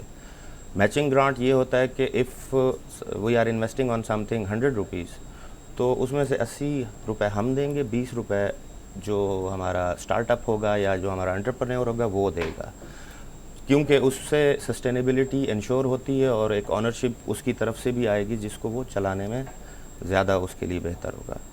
इससे ऊपर की जो फैसिलिटीज़ हैं उनको हम बिज़नेस सपोर्ट फैसिलिटी कहते हैं, जो कि ह्यूज स्ट्रक्चर्स जैसे cold storages, food processing plants, dairy farms, poultry units और शीप एंड गोट फार्म्स, इसमें भी हम इन्वेस्टर्स को इनवाइट करेंगे बहुत सारे इलाकों से कि वो आएँ और यहाँ इन्वेस्ट करें, जिसका मेजर ये भी ग्रांट होगा। और इसमें हमारा रिटर्न हमारा क्या होगा कि इससे जो ट्रिकल डाउन इफ़ेक्ट होगा, जॉब क्रिएशन होगी उसका हमें एक गवर्नमेंट को फ़ायदा होगा और ओवरऑल एक प्राइवेट सेक्टर को और कॉरपोरेट सेक्टर को एक एंट्री मिलेगी बलूचिस्तान में, जिसमें अभी तक भी कोई जाइंट इन्वेस्टर्स नहीं हैं, because we have only one urban centre that is Quetta. और लोगों को बहुत सारे हेयर से वाली बातों पे कंसर्न्स हैं जो कि गलत हैं। हम सबको इनवाइट करते हैं कि वो आएँ, इन्वेस्ट करें। Balochistan is a very good province currently for the entrepreneurs, क्योंकि it is the only province जिसमें इस वक्त सबसे ज़्यादा रूम है इन्वेस्टमेंट का। केसरान साहब ये बताइए, आपका तकरीबन 6 महीने का प्रोजेक्ट हो गया आपका? सर 6 महीने का हो गया है। और जैसे हम बात कर रहे थे अभी ब्रेक में भी, तकरीबन 56,000 लोग ऐसे हैं जिन्होंने फ़ायदा उठा लिए अब तक। जी और जी सर। अगर उसको आगे हम देखें, जब मॉनिटरिंग वगैरह पे आप आएंगे, इवैल्यूएशन वगैरह आप करेंगे, तो ये शायद तादाद इससे भी ज़्यादा होगी। जी सर। लेकिन ये बताइए कि नौजवान जो हैं, जैसे मतलब उनको ये इंसेंटिव आप मुख्तलिफ दे रहे हैं, कितने ज़रा कीन हैं मतलब वहाँ पे इस चीज़ के लिए, और कैपेसिटी कितनी ज़्यादा है लोगों की ये हासिल करने के लिए? सर कैपेसिटी बहुत ज़्यादा है, क्योंकि हमारी कुछ जो एकेडेमिया के यूनिवर्सिटी ऑफ बलूचिस्तान है या ब्यूटिम्स यूनिवर्सिटी है, वहाँ से ही हमें अंदाज़ा हो जाता है कि वहाँ पे जो स्टार्टअप्स हैं उन्होंने अपनी बेसिस पे वहाँ की लैब्स में ऐसी ऐसी चीज़ें इन्वेंट की हैं और पेटेंट भी कराई हैं, जो कि एक हैरानकुन बात ज़रूर हो सकती है। बट इस वक्त बहुत ज़्यादा कैपेसिटी है। हम इसी प्रोजेक्ट में एक सिटीज़न इंगेजमेंट स्ट्रेटजी भी चला रहे हैं, जो कि 5 साल चलाएंगे हम, ठीक है। जिसमें हमारा मेन फोकस होगा कि हम लोगों को बताएं कि वो स्पेंडिंग की तरफ से हट के सेविंग की तरफ आएँ, और उसमें हम डिफ़ाइन करेंगे गवर्नमेंट का रोल। दैट गवर्नमेंट का रोल जो है वो जॉब्स देना नहीं है, गवर्नमेंट का रोल है जॉब्स के लिए एक वायबल एनवायरनमेंट बनाना जिसमें जॉब्स क्रिएशन हो। और हम वही काम कर रहे हैं कि हम प्राइवेट सेक्टर और कॉरपोरेट सेक्टर की साइड को बलूचिस्तान में ला रहे हैं, ताकि जो हमारी यूथ है जिसकी हम कैपेसिटी बिल्डिंग करेंगे, उनको ये वहीं पे ही कोई जॉब अपॉर्चुनिटीज़ मिल जाएं, और जो हमारे एंटरप्रेन्योर्स हैं जो ख़ुद अपना काम करना चाहते हैं, उनके लिए भी बहुत सारे एवेन्यूज़ वहाँ पे खुलेंगे। ठीक है जी हरमीत। अच्छा केतरान साहब, जिस तरह बात हम देख रहे हैं कि बलूचिस्तान में बहुत सारे ऐसे नौजवान, टैलेंट की भी कोई कमी नहीं है, लेकिन वसाइल ना होने के बराबर है, मसाइल भी बहुत सारे। ऐसे में आपका ये जो प्रोजेक्ट है, क्या इसमें एजुकेशन के लिए भी कुछ दिया जाता है कि ताकि जो कई सारे ऐसे लोग हैं, नौजवान हैं जो पढ़ना चाहते हैं लेकिन माली मुश्किलात को उनको सामना है? सर देखें, इसमें होता यह है कि हर प्रोजेक्ट अपने डिज़ाइन के साथ आता है। हमारा प्रोजेक्ट फोकस कर रहा है जो ऑलरेडी एजुकेटेड यूथ है, जिसके पास जॉब नहीं है, जो इस वक्त फ्रस्ट्रेटेड है जॉब ना होने की वजह से, और ब्लेम बार बार जाता है ज़ाहिर है गवर्नमेंट को, बट इसमें गवर्नमेंट का भी कसूर नहीं है, बिकॉज एक प्रोविंस के हालात ही ऐसे हैं और उस पर ऑलरेडी इतना बड़ा नॉन डेवलपमेंट का बर्डन है जॉब्स की सूरत में, तो वो और बर्डन बर्दाश्त नहीं कर सकती। तो हमारा ये स्टेप है ही इसीलिए कि हम यूथ को प्राइवेट सेक्टर की तरफ लाएं, जो कि ज़्यादा बेहतर सेक्टर है फॉर द एम्प्लॉयमेंट। रहा सवाल एजुकेशन का, तो ऐसे और प्रोजेक्ट्स चल रहे हैं वर्ल्ड बैंक फंडेड और यूरोपियन यूनियन फंडेड, इसके अलावा जायका वगैरह के, जो एजुकेशन फोकस्ड हैं, जिसमें स्कूल्स की स्ट्रेंथनिंग और स्कूल्स को की तादाद बढ़ाने में भी काम किया जा रहा है। अच्छा, आपसे यहाँ पर ये भी जानना चाहूँगी, जिस तरह से आपने कहा ये कर्ज नहीं, ये ग्रांट्स हैं, तो मिनिमम और मैक्सिमम ग्रांट्स कितने हैं जो किसी भी एक नौजवान को दिए जाए? जो इंडिविजुअल ग्रांट्स हैं वो हम मिनिमम 3 लाख से 7 लाख तक का कर रहे हैं, और जो हम बिजनेस सपोर्ट फैसिलिटीज़ हैं वो मिनिमम 1.5 करोड़ से 4 करोड़ तक की है। अच्छा, ये अच्छा, तो अब बिजनेस सपोर्ट फैसिलिटी है। में किस अंदाज में जो नौजवान है वो आपसे कांटेक्ट कर सकते हैं? कौन लोग होंगे, उनके पास आइडियाज़ किस किस्म के होने चाहिए? इसमें तरीका ये होता है कि हम अपना एक्सप्रेशन ऑफ इंटरेस्ट एक फ्लोट करते हैं न्यूज़पेपर में, जैसे एक ऐड आता है कि हम इस तरह का कोई बिज़नेस करना चाह रहे हैं जिसमें हमें इन्वेस्टर्स चाहिए विद देयर बिजनेस प्लान्स। दो हम भी अपने बिजनेस प्लान्स बना के बैठे होंगे अपने एरियाज़ के हवाले से, बट हम देखना चाहेंगे कि स्टार्टअप्स के पास क्या बिजनेस प्लान्स हैं, वो क्या करना चाहते हैं। वो अपना बिजनेस प्लान लाएंगे, हम उनकी इन्वेस्टमेंट कैलकुलेट करेंगे, उस इन्वेस्टमेंट का 70 to 80% जो प्रोपोर्शन है वो हम प्रोजेक्ट से देंगे।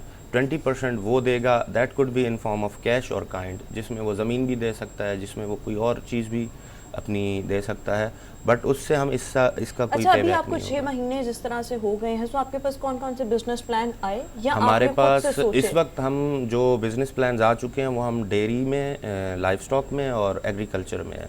एग्रीकल्चर में हमारे पास सर्विस पूल्स टाइप के प्लान्स आए हैं, जिसमें लोग चाह रहे हैं कि हम उनको तमाम मशीन्स वो उन एरियाज़ में लें जिसमें थ्रेशर, हार्वेस्टर, और इस तरह की जितनी भी अच्छा, ट्रैक्टर जिस तरह वगैरह से की मशीन ज़खायर बहुत ज़्यादा हैं, मादनी ज़खायर, रेकोडेक, सोना, इनके लिए कुछ है आपके पास प्लान? इनके लिए प्लान्स तो बहुत हैं। हमारा इसी प्रोजेक्ट में एक सेक्टर माइंस एंड मिनरल्स भी है। हमारा इसमें फोकस है कि हम इसमें जो लोग ऑलरेडी इन्वॉल्व्ड हैं उनको थोड़ा सा इस तरह से सपोर्ट करें कि वो if they are earning now 10,000 per month या पर टन, तो हम उनको उस तरह की फैसिलिटीज़ लगा के दें जिससे सेग्रीगेशन और एग्रीगेशन मिनरल्स की हो। इस वक्त अच्छी क्वालिटी का कोयला और बुरी क्वालिटी का कोयला दोनों साथ ही एक ही ट्रक में जा रहे हैं, जिससे उसकी कॉस्ट उसको नहीं मिल रही।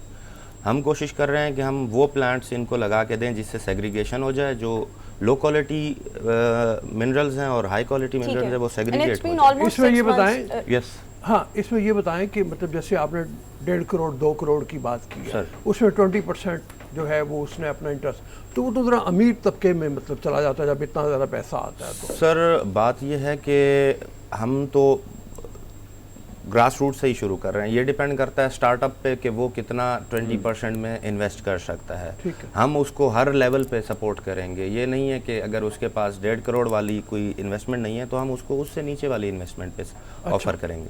बट उसको फ़ायदा ये होगा कि अगर उसके पास सिर्फ ज़मीन भी है और बिजनेस प्लान है, आइडिया है, तो he can be very good investor, because बाकी इन्वेस्टमेंट उसको अच्छा, बहुत से लोग अभी हमें देख रहे होंगे, इनमें से कुछ लोग हो सकते हैं बलूचिस्तान से ताल्लुक हो या यहाँ पर हो, ताल्लुक वहाँ से हो, कुछ ना कुछ करना चाहते हैं, वो आपसे कांटेक्ट किस तरह से करें? हमारा कांटेक्ट तो बड़ा, क्योंकि ये गवर्नमेंट के थ्रू इम्प्लीमेंट हो रहा है प्रोजेक्ट, हमारा PMU क्वेटा में ही बेस्ड है, तो it is very easy to trace us. तो कोई भी नौजवान जो बलूचिस्तान से है, स्टार्टअप है, कोई एंटरप्रेन्योरल आइडिया रखता है, तो he is more than welcome कि हमसे कांटेक्ट करे और हमारे साथ हम उसको वेलकम कहेंगे। बहुत ठीक है। मेहरबानी, बहुत शुक्रिया। Thank you so thank you much. Sir, बहुत मेहरबानी। So kind of. Thank you so much. अभी हम शो में एक ब्रेक शामिल करेंगे, ब्रेक के बाद दोबारा हाजिर होंगे। Stay with us and good morning.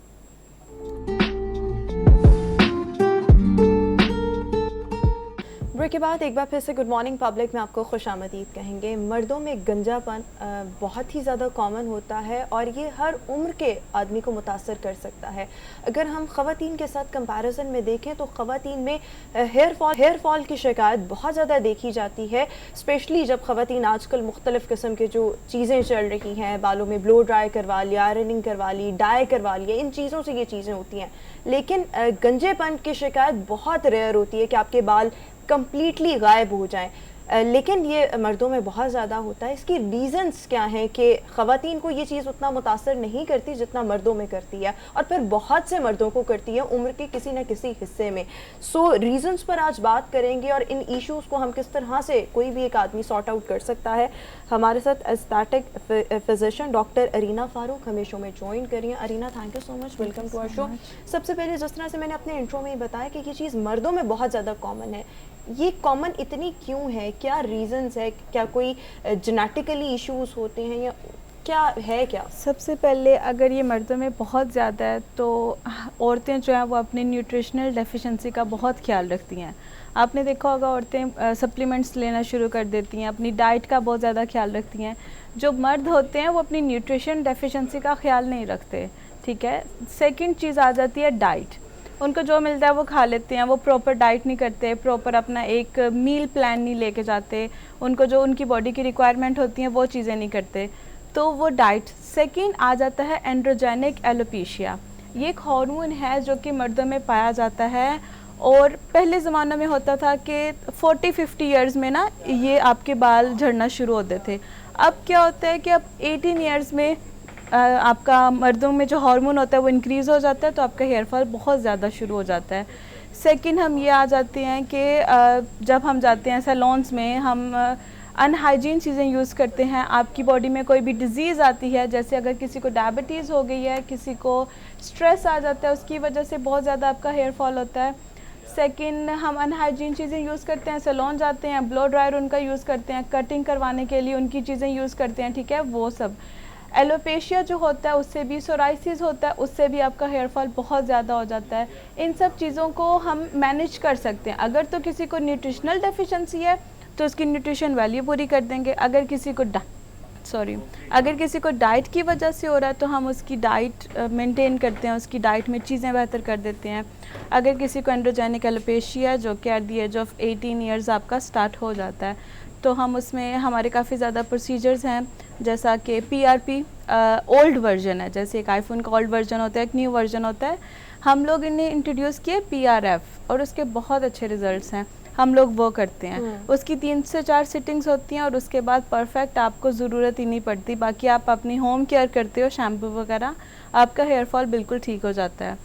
Second होता है अगर कोई पर्सन सिटिंग्स में नहीं जाना चाहता, वो 1 सिटिंग में अपना हेयर फॉल ठीक करना चाहता है, तो हम लोगों ने रिसेंटली लॉन्च किया stem cell therapy. Stem cell therapy में क्या होता है कि हम आपकी स्टेम सेल थेरेपी से आपके प्लाज्मा के साथ इन्फ्यूज़ करते हैं, तो वो 1 टाइम सिटिंग है और उसमें भी आपका बड़ा अच्छा रिजल्ट आता है। 1 टाइम है वो, 1 टाइम सिटिंग है वो, ठीक है। उसके लिए आपको दोबारा से सिटिंग नहीं करनी पड़ती। अब PRF के लिए होता है ना कि आपको मेंटेनेंस के लिए जाना पड़ता है, स्टेम सेल थेरेपी के लिए 1 टाइम सिटिंग है और माशाल्लाह उसके अच्छे रिजल्ट्स हैं। ये जो लोग बाल लगवाने में चले जाते हैं, हमारे अच्छा, बहुत सारे मतलब सियासतदान भी मतलब उसमें, राजा रियाज इन दिनों बड़े इन हुए हुए हैं पॉलिटिक्स में, और राजा रियाज जो है वो बैठे हुए हैं सिंध हाउस में बैठे हुए हैं, अब तो चले गए वहाँ से, उन्होंने भी बाल लगवाए हुए हैं, एक्टर्स बहुत सारे।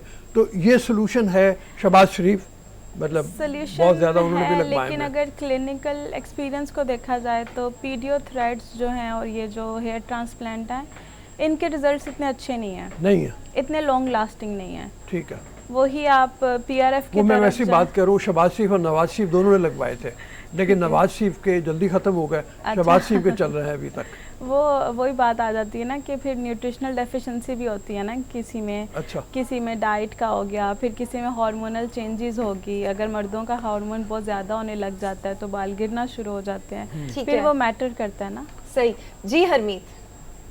अच्छा डॉक्टर साहब, देखें हम तो जिस तरह आपने डाइट की बात की, मुख्तलिफ चीज़ों की आपने बात की, तो ऐसे में आपको नहीं लगता कि कहीं ना कहीं जो है ये हमारे जो जिस किस्म के जो शैम्पूज मुख्तलिफ, एक ब्रांड का हमने लिया तो दूसरा ले लिया, उसके बाद तीसरा चेंज कर दिया, इसी तरह ऑयल है या साबुन है, क्या ये भी वजूहात बनते हैं बाल गिरने के लिए? बिल्कुल, क्योंकि हमें पता नहीं होता ना हमारे स्कैल्प की टाइप कौन सी है, हमें अपने स्कैल्प की किस तरह केयर करनी चाहिए। हम वो ही देसी टोटके जो कहते हैं, या वो एक बंदा कहता है मैंने ये चीज़ यूज़ की थी, वो बहुत अच्छी थी, तुम भी करो। अब उसकी टाइप, उसकी बॉडी टाइप, उसकी डेफिशिएंसी, उसके हार्मोन्स उसके अकॉर्डिंग है, हमारी बॉडी के हमारे अकॉर्डिंग है। इसीलिए वी ऑलवेज रिकमेंड कि कंसल्ट अ डर्मेटोलॉजिस्ट, पहले उनसे कंसल्ट करवाएं, आप अपना चेकअप करवाएं, उसके बाद फिर आप ये प्रोडक्ट्स यूज़ करना स्टार्ट कर दें। बेशक वही आपको सूट कर जाए, लेकिन एक डर्मेटोलॉजिस्ट को पहले कंसल्ट करें ताकि आपकी प्रॉपर मेंटेनेंस हो सके। ये जो सिकरी कहते हैं बहुत ज़्यादा कॉमन होती है, बहुत ज़्यादा हो जाती है, ख़वातीन में भी है, मर्दों में भी है, इसका कितना कंट्रीब्यूशन है हेयर फॉल में? इसका हेयर फॉल में बहुत ज़्यादा है, क्योंकि वही जैसे मैंने पहले आपको सबसे पहले कहा, एग्जैक्टली कोई भी डिजीज़ आपकी बॉडी में आएगी वो भी हेयर फॉल करेगी, अगर वो डायबिटीज़ भी है वो भी हेयर फॉल करेगी, ठीक है, अगर वो टेंशन है वो भी हेयर फॉल करेगी, सोराइसिस के पेशेंट है वो भी हेयर फॉल में आते हैं। किसी भी तरह की डिजीज़, जब बॉडी में कोई डिजीज़ आई है, आपकी इम्यूनिटी वीक होगी, आपकी न्यूट्रिशनल वैल्यू कम होगी, आपकी बॉडी में डेफिशिएंसीज आने लगी, आपकी डाइट मेंटेन नहीं हुई, तो क्या हो गया, इफ़ेक्ट्स सर से लेके पैर तक आना शुरू हो जाते हैं, बाल गिरना शुरू हो गए, स्किन ख़राब होने लग जाती है, नाखून ख़राब होने लग जाते हैं, आपकी बॉडी में एक्ने बनना शुरू हो जाती है, तो सर से लेके पैर तक इशू आता है फिर। अच्छा, जिस तरह से सिकरी, अब इसको बहुत से लोगों में, इवन ख़वातीन में भी ये इशू होता है, ड्राइनेस को ओवरकम करने के लिए ये जो डेंड्रफ है, इसके लिए क्या करना चाहिए, किस किस्म के शैम्पूज का इस्तेमाल करना चाहिए मर्द और ख़वातीन दोनों? इसके लिए भी सबसे पहले आप वुड रिकमेंड PRF सबसे अच्छा है, क्योंकि हम लोगों के पास सिर्फ हेयर फॉल के लिए नहीं आते थे कि जो PRF करवाने थे वो उनका हेयर फॉल इशू था, वो लोग भी आते थे जिनको डैंड्रफ का इशू भी था, ठीक है। फिर हमारे पास है स्कैल्प हाइड्रा, आपके स्कैल्प की हाइड्रेशन की वजह से ही वो आपको डैंड्रफ होती है। जब हाइड्रेशन का लेवल पूरा हो जाएगा तो वहाँ पे ड्राइनेस नहीं होगी, आपका स्कैल्प हेल्दी होगा, जब स्कैल्प हेल्दी होगा तो ना हेयर फॉल होगा ना ड्राइनेस होगी। तो फिर हम होम केयर भी देते हैं, साथ फिर प्रोसीजर भी रेकमेंड करते हैं। अच्छा, और ये जो शैम्पूज आते हैं कि ये डेंड्रफ का खात्मा करेंगे, वो यूज़ करने चाहिए? आई विल रिकमेंड के consult a dermatologist first, second medicated products. अच्छा, मेडिकेटेड प्रोडक्ट्स, बहुत से ऐसे शैम्पूज भी हैं वो उतना फॉर्म नहीं बनाते जिसको हम नहीं बनाते, क्योंकि हम लोग आदी हो चुके हैं ना, अगर वो फॉर्म वाले हमें चाहिए होता है, लेकिन वो चीज़ बेसिकली हमारे स्कैल्प को क्लियर कर रही होती है, हमें होता है कि नहीं फॉर्म बनेगी तो ही हमें सही शैम्पू लगा। आदमी जैसे जाता है ना मतलब वो ख़रीदने के लिए, तो वो अब जितने ब्रांड्स हैं उन ब्रांड्स के अंदर भी मतलब इतनी ज़्यादा वो हैं, इसके अंदर ये जुज़ है, इसके अंदर ये जुज़ एग्जैक्टली है, तो वो उनका कोई फ़ायदा भी है मतलब, या ये बस लिख दिया हुआ है उन्होंने ऐसे ही, और या ये कि मतलब वो भी आप पहले अपने डॉक्टर से मशवरा करें? कुछ ब्रांड्स का है, अब मैं नाम तो नहीं ले सकती, लेकिन है कुछ चीज़ें जिनका जो लिखा हुआ है वो ऑथेंटिकली है भी, ठीक है। लेकिन वही आ जाके बात आती है कि पहले डर्मेटोलॉजिस्ट को चेक करवा लें ताकि पता हो कि आप क्या यूज़ कर रहे हैं, ये ना आप कुछ और प्रॉब्लम कहाँ से आ रहा है। जी हाँ। अच्छा डॉक्टर अरीना, जिस तरह आपने बात की कि जो ज़्यादा यंग है, पहले हम देखते थे कि कुछ एज होती थी 40 या 30 प्लस जो है, उसके बाद बाल गिरना शुरू हो जाते थे। अब हम देखते हैं कि छोटे छोटे बच्चे जिनकी उम्र 16, 17 साल, 18 साल और 20 साल की होती हैं, क्या आपको नहीं लगता कि जो ज़्यादा जेल जो है वो उसका इस्तेमाल हो गया, मुख्तलिफ क्रीमें जो नौजवान इस्तेमाल करते हैं, ये कितनी नुकसानदेह साबित होती हैं बालों के लिए? मैं कहूँगी कि आजकल ना लोग अपने आप को ट्रेंड के अकॉर्डिंग लेके चलना चाहते हैं कि अगर उसके हेयर स्टाइल ऐसी है, वो जितनी मर्जी हार्ड जेल यूज़ कर रहा है हम वो बना लेते हैं। हमें नहीं पता होता कि वो कितना डैमेज कर रहा है, लेकिन हम ट्रेंड क्रिएट कर रहे होते हैं। आजकल वीडियोस बना के पोस्ट करना है, ट्रेंड है। ब्लो ड्रायर डेली बेसिस पे यूज़ हो रहा होता है, अनहाइजीन चीज़ें डेली बेसिस पे यूज़ हो रही होती हैं। और जैसे कि मैंने बताया था एंड्रोजेनिक एलोपेशिया हार्मोन है एंड्रोजन, जो कि मर्दों में प्रोड्यूस्ड होता है। जब इसकी वैल्यू इंक्रीज़ होना शुरू हो जाती है तो इसीलिए 18 साल के बच्चों में भी, जो पहले 30-40 साल के लोगों में होता था, वो 18 साल के बच्चों में होने लग गया एंड्रोजेनिक एलोपेशिया।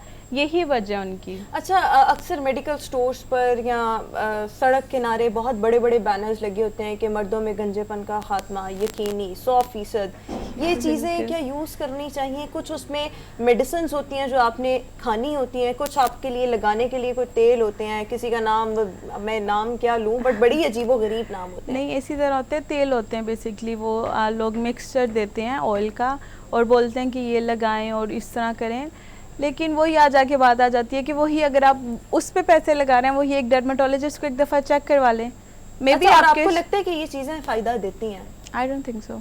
और मैंने तो बहुत से ऐसे लोग देखे हैं अपने इर्द गिर्द, बहुत से मर्द ऐसे देखे हैं जिनका ये शिकायत होना शुरू हो गई, आहिस्ता आहिस्ता हेयर फॉल हो गया, और उन्होंने इसी किस्म के ऑयल्स इस्तेमाल किए, किसी से रिकमेंड करवाए बगैर, किसी से सुन लिया, किसी ने कह दिया, मजीद बाल हुए, और अल्टीमेटली वो बिल्कुल गंजापन हो गया। और अब उसका there is no way back. आप या तो फिर उसका कोई ट्रांसप्लांट करवा लें, कुछ करवा लें, कोई एक्सटेंशंस या विग लगवा लें, और उसका कोई नहीं। वही ना कि वो लोग अपना समझते हैं कि यार इतने एक्सपेंसिव प्रोसीजर की जगह हम ऑयल यूज़ कर लेते हैं, लेकिन हमें नहीं पता होता कि वो ऑयल हमें कितना डैमेज कर रहा है, हमारे स्कैल्प को, हमारे रूट्स को कितना डैमेज कर रहा है। अगर वही एक सेशन करवा लेते, आप किसी भी प्रोसीजर का एक डर्मेटोलॉजिस्ट को चेक करवा लेते, तो हमारी रूट्स भी हेल्दी, हमारा स्कैल्प भी हेल्दी। अच्छा डॉक्टर रीना, ये बताइए, मतलब ये तो चीज़ें हो गई जो आपने इस्तेमाल करनी है, खाने में कोई ऐसी बैलेंस डाइट होनी चाहिए जो आपको बचा सकती है? बिल्कुल, ओमेगा 3, ओमेगा 6 हमारा बेसिकली ये ब्रेन फूड यानी हो गई, और अंडे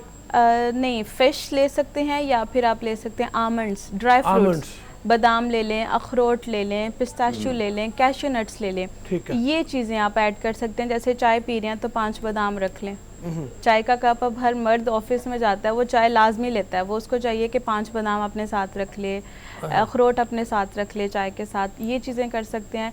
फ्रूट्स की इंटेक ज़्यादा कर सकते हैं। डाइट अच्छी होगी तो ऑब्वियसली फिर आपका अच्छा, मेरे ख्याल में इसकी ये बहुत बड़ी रीज़न है कि मर्दों पर स्ट्रेस भी बहुत ज़्यादा होता है। हमारे यहाँ पर ख़वातीन अब काम करती हैं, लेकिन उस तरह से उतनी तादाद नहीं है जितने मर्द बाहर जाते हैं, और फिर स्ट्रेस, एंजाइटी, क्योंकि जो दफ्तर में काम कर रहा है या इवन जो अपना बिजनेस भी कर रहा है, उसको बहुत सी इश्यूज जो है वो फेस करने पड़ते हैं। अल्टीमेटली साथ में वो शामिल कर लें एनवायरमेंटल पोल्यूशन जो है, मर्द ने जब जाना है मोटर बाइकों के ऊपर फिरना है, हेलमेट लेना है, और उसके पास पूरी फैमिली को, एक अल्फा मैन होता है ना, उसने पूरी फैमिली को लेके चलना होता है, तो उसके सबका स्ट्रेस होता है कि अगर ये कुछ मांग रहा है तो वो भी कुछ मांगेगा, उसका भी पूरा करना है, ये भी करना है, वो भी करना है, तो वो असर है। अच्छा, एक स्ट्रेस से आप बात कर रही हैं कि खवातीन अपने सप्लीमेंट्स का, अपने विटामिन्स पूरे करने का ख्याल रखती हैं, चीज़ों का बहुत ख्याल रखती हैं। नॉर्मली खवातीन में विटामिन सी और कैल्शियम की डेफिशिएंसी या बहुत आयरन की बहुत ज़्यादा होती है।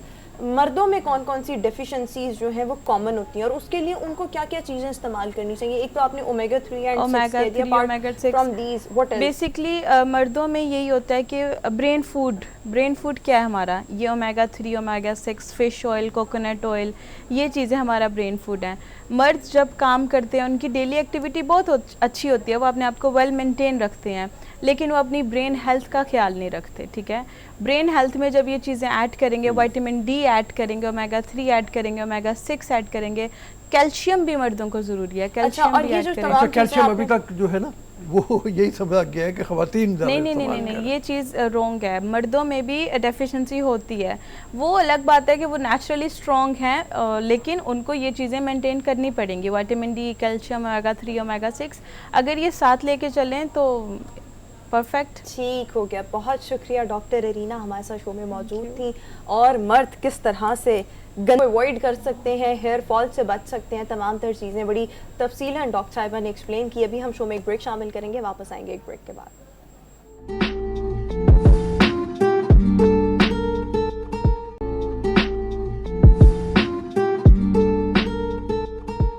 ब्रेक के बाद एक बार फिर से गुड मॉर्निंग पब्लिक में आपको खुशामदीद कहेंगे। कुछ देर पहले हम सूबा बलूचिस्तान, वहाँ के मसाइल और वहाँ के अवाम की बेहतरी के लिए क्या क्या हुकूमत कर रही है, तमाम तर चीज़ें डिस्कस कर रहे थे।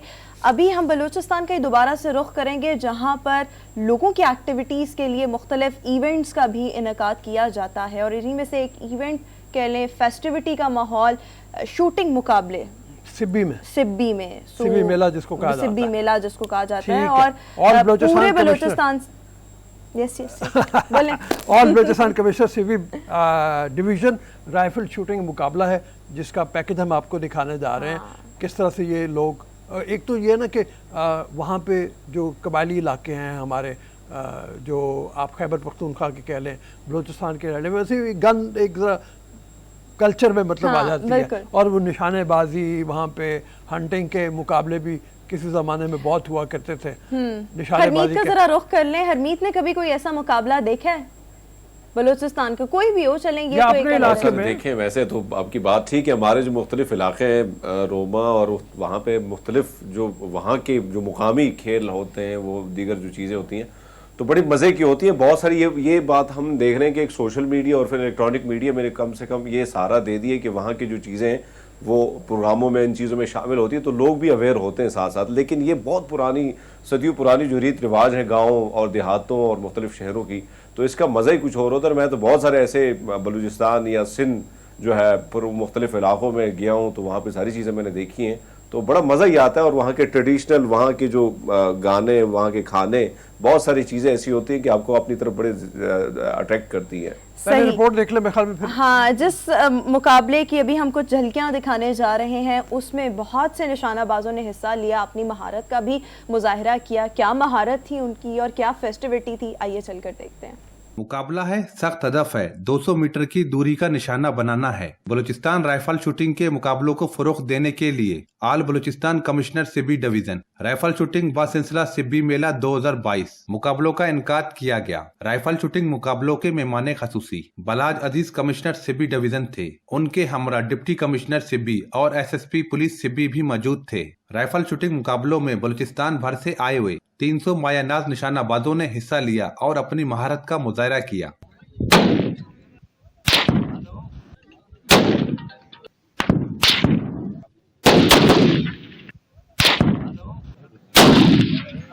राइफल शूटर्स का कहना था कि जहां हम 200 मीटर की दूरी पर छोटी सी बोतल को निशाना बना सकते हैं, तो वहीं हम वक्त आने पर पाकिस्तान के दुश्मनों और बलूचिस्तान के दुश्मनों को भी निशाना बना सकते हैं। पुरअमन माहौल है, बहुत अच्छा इंतजाम किया है इन्होंने।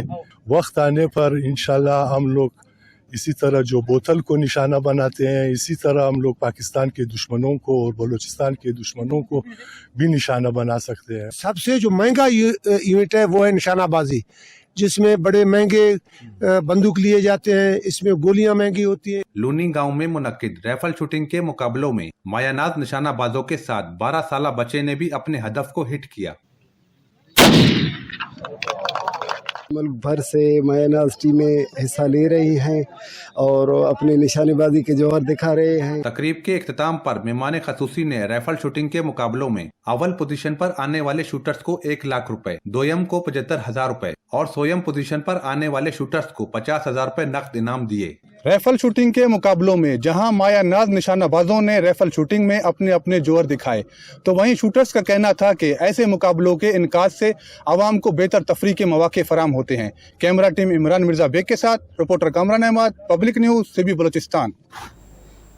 बंदूक की नशस्त सीधी होनी चाहिए थी। बड़ा दिलचस्प और सबसे बड़ी बात यह है कि मैं ये देख रहा हूँ कि इसमें 12 साल से लेके और तकरीबन 60-70 साल की उम्र तक के लोग भी शरीक हुए। बच्चे वैसे मुझे कम नजर आए हैं, 1 या 2 थे ज्यादा, 12 साल का बच्चा, ग्रुप के थे। बड़ी उम्र के मतलब जब ऐनक लग जाती है, नजर कमजोर हो जाती है, उन्होंने भी मतलब उसमें हिस्सा लिया हुआ है। हरमीत आप देखो ना, कोई उम्र की कैद नहीं है।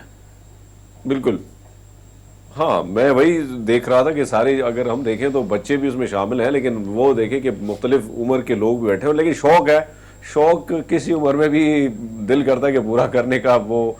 लेकिन हम देखते हैं कि जो मुख्तलिफ लोग हैं इसमें जो लोगों ने शिरकत की है, तो बड़ा मज़े का ये इवेंट है। और साथ साथ अगर हम देखें तो ये बलूचिस्तान में मुख्तलिफ इलाकों में या ये सिंध में ये चीज़ें, पंजाब में भी हम देखते हैं कि जो आती हैं, हमारे सामने जब चीज़ें आती हैं तो वैसे भी हम तो महसूस होते हैं, लेकिन जो मुकामी लोग होते हैं और इस किस्म की चीज़ें जब हर साल के तौर पर जब ये चीज़ें होती हैं तो वहाँ के मुकामी लोग भी इस चीज़ों से ज़्यादा महसूस होते हैं। बिल्कुल ठीक आपने बात की, और इसी के साथ अब हम अपने व्यूअर्स से इजाज़त चाहेंगे। इसी के साथ ही व्यूअर्स का शो अपने इख्तिताम को पहुँचा। इंशाल्लाह आपसे मुलाकात होगी अपने नेक्स्ट प्रोग्राम में।